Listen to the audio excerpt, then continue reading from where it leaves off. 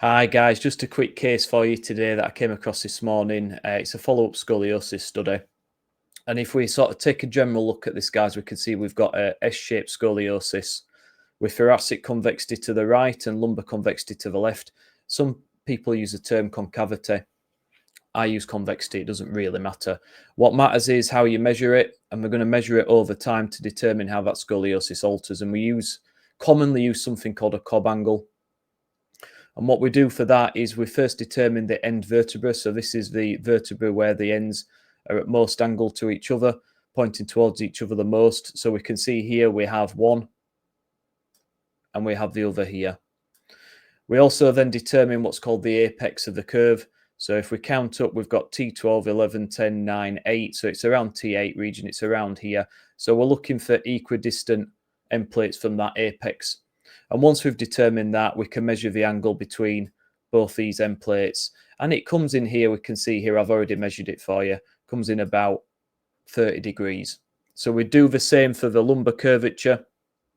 The other things to look out for, guys, are segmental vertebral anomalies, things like butterfly vertebra, incomplete fusion of the vertebra.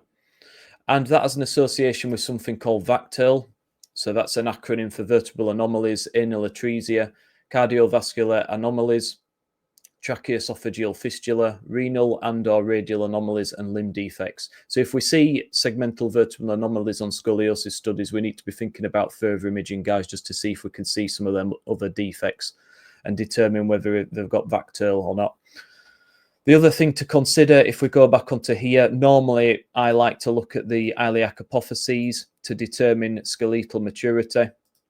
Now, unfortunately, we've not really got these covered on this x-ray. We've only got these sections here, but we can use something what's called the RZA Staging System for that. There's a United States version and French version. I use United States version. And basically, you look at the degree of ossification of the iliac apophysis. Stage 0 is no ossification at all. Stage 1 would be under 25%, stage 2, 25 to 50, stage 3, 50 to 75, stage 4, over 75, and stage 5, complete ossification. So I like to mention RZA grade system when I'm reporting the scoliosis. So that's it, guys. Very quick whistle-stop tour, but the main things are measure the Cobb angle, look for those segmental vertebral anomalies, and consider using the RZA grade system for the iliac apophyses. Thanks, guys. See you soon. Bye for now.